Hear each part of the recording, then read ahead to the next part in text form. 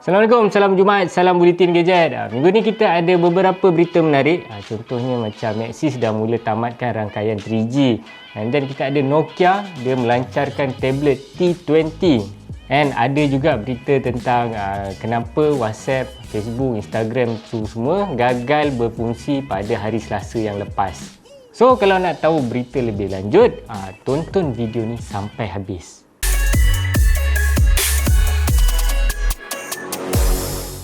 Maxis mula tamatkan rangkaian 3G di Malaysia. Okey, kita dah tahu rangkaian 3G kat Malaysia bakal ditamatkan secara berperingkat sehingga ke hujung tahun ni, Disember 2021. Dan satu lagi telco baru-baru ni dah umumkan mana mereka akan mula tamatkan rangkaian 3G tersebut adalah Maxis. Bagi anda yang terlepas, Maxis baru-baru ni telah keluarkan notis peringatan melalui kiriman di Facebook yang mana mereka menyenaraikan kawasan yang ditamatkan rangkaian 3G dan ia akan bermula di Terengganu. Dan anda pun dah tahu, sekiranya anda bukan pengguna peranti 4G, anda hanya akan menerima isyarat 2G sahaja. Sementara peranti yang tidak menyokong VoLTE, mereka hanya boleh membuat atau menerima panggilan menerusi rangkaian 2G walaupun peranti itu mempunyai 4G. Selain Maxis, Celcom juga dah mula tamatkan rangkaian 3G diorang yang mana ia dah pun bermula sejak awal Ogos yang lepas. Dan bagi anda yang tak gunakan rangkaian 4G, bila lagi nak tukar phone? Nokia perkenalkan tablet Nokia T20.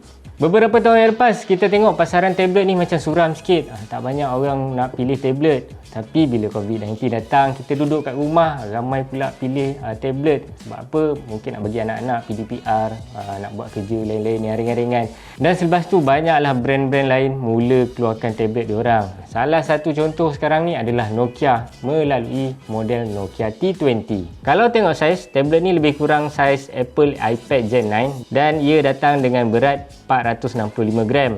Bahagian dalam dibekalkan dengan kapasiti bateri sebesar 8200 mAh dan dikatakan mampu bertahan sehingga 15 jam penggunaan.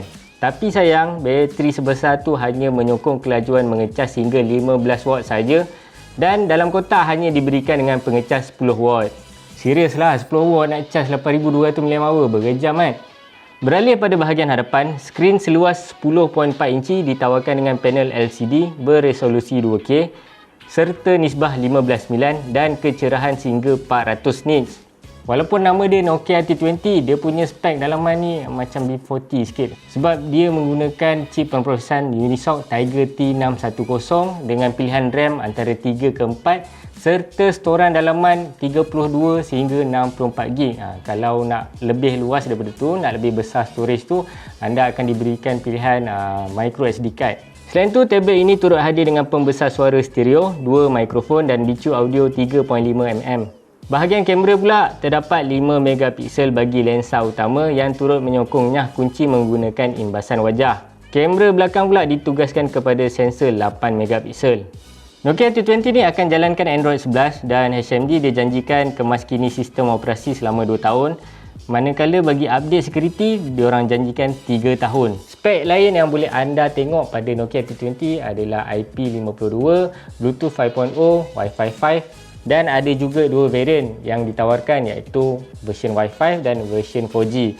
Yang mana masing-masing akan dijual pada tanda harga lebih kurang 966 ke 1100 macam tu. So, anda berminat tak dengan Nokia T20 ni? Nama superhero Marvel paling banyak dijadikan kata laluan.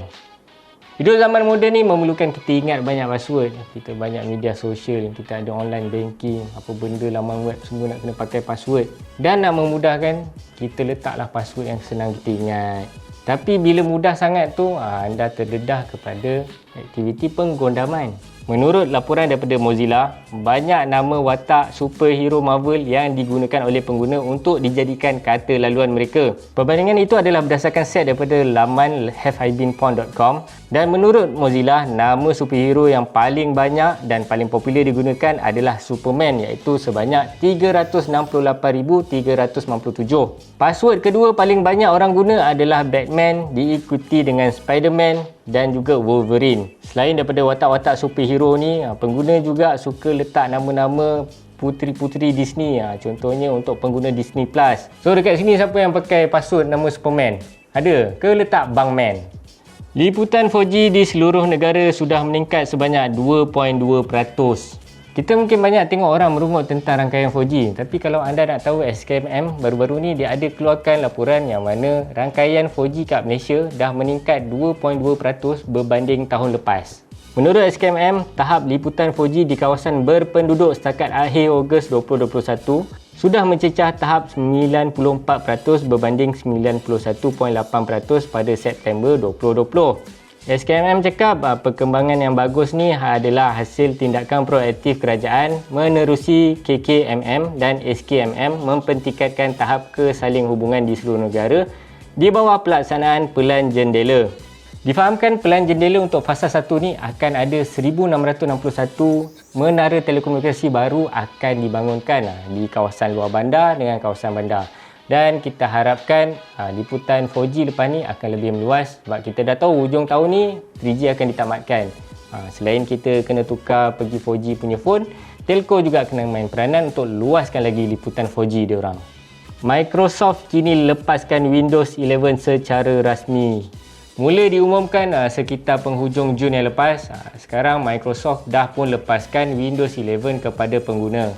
Untuk anda yang belum tahu, kemas kini Windows 11 adalah percuma buat pengguna yang sedang menjalankan Windows 10 dan melepasi kriteria yang diperlukan.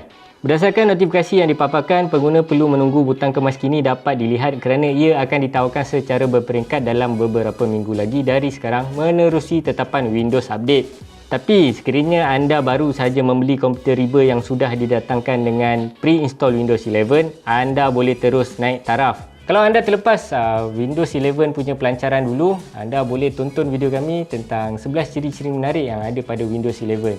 Link untuk video saya ada letak dekat bahagian description. Ini sebab Facebook, WhatsApp dan Instagram alami masalah akses. Lewat malam Selasa yang lepas, heboh satu dunia. WhatsApp, Facebook, Instagram, Messenger semua tak boleh guna. Sebab apa? Sebab Facebook cakap diorang kesan ada perubahan konfigurasi pada router backbone yang selaraskan lalu lintas rangkaian antara pusat data diorang dan sekaligus menyebabkan masalah gangguan komunikasi. Benda-benda ni juga bukan setakat ganggu operasi diorang punya laman web, tapi turut ganggu diorang punya sistem dalaman sehingga membantutkan proses baik pulih. Masalah tak boleh akses platform-platform yang dimiliki Facebook ni berlaku dalam tempoh lebih kurang 6 jam sebelum diatasi oleh orang-orang Facebook, dan Mark Zuckerberg sendiri dah keluarkan permohonan maaf dan dia sedar yang mana kita banyak bergantung kepada Facebook, WhatsApp untuk berkomunikasi dengan orang lain.